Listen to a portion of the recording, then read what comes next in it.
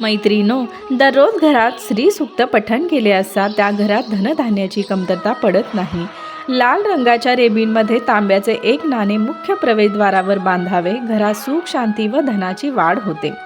प्रत्येक गुरुवारी तुळशीला दूध अर्पण केल्याने धनलाभ होतो.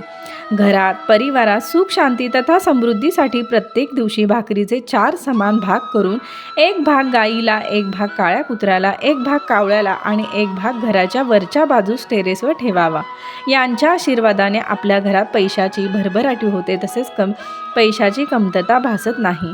प्रत्येक दिवशी तव्यावर सुरुवातीस दुधाचा शिरकावा द्यावा. रोगाचे, आजाराचे प्रमाण कमी होते.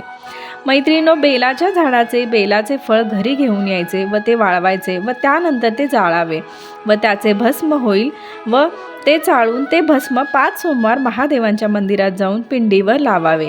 पैसा इतका येईल की मोजताही नाही येणार. हे कार्य तुम्हाला प्रदोषकाळी करावे लागेल. प्रदोषकाळ ही महादेवांना खूप प्रिय आहे.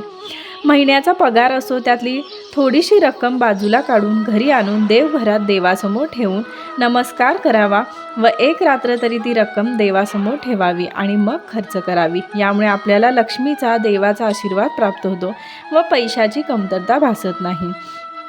तिन्ही सांजेला लक्ष्मी येण्याची वेळ असे, अशावेळी आपली दारे, खिडक्या उघड्या ठेवाव्या. लक्ष्मी आपल्या घरी येत असे. जिथे लक्ष्मी तिथे काय कमी. शुक्रवारी गाईला पोळीचा चारा. गाय ही लक्ष्मी स्वरूप आहे. पोळी चारा तिला, तिच्या आशीर्वादाने लक्ष्मी प्राप्ती होते. ज्या घरात नित्यनेमाने तुळशीची पूजा केली जाते, तुळशीमध्ये विष्णूचा वास असो, जिथे विष्णू असतात तिथे लक्ष्मी आपोआपच येते. सकाळी लवकर उठून सूर्याला जल अर्पण करावे, तुळशीला जल अर्पण करावे व नंतर मुख्य प्रवेशद्वारावर थोडासा पाण्याचा शिरकावा करावा. यामुळे घरात लक्ष्मीचा वास राहतो. झाडू हे लक्ष्मीचे प्रतीक आहे व तो उभा ठेवू नये, त्याला पाय लावू नये, तिचा मान ठेवावा आणि लक्ष्मी आपोआपच घरी टिकून राहते. तिन्ही सांजेला मीठ, पैसे, धन आणि झाडू या वस्तू कोणालाही देऊ नये. लक्ष्मी घरातच येत नाही, कारण आलेली लक्ष्मी ही निघून जाते. ह्या लक्ष्मीकारक वस्तू कोणालाही देऊ नये.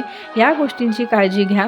आणि झाडू हे कधीही उभा ठेवू नये, ह्या गोष्टी लक्षात ठेवा. एवढे बोलण्याचा मी प्रामाणिक प्रयत्न केला आहे. व्हिडिओ आवडला असेल तर प्लीज लाईक करा, शेअर करा, सबस्क्राईब करा.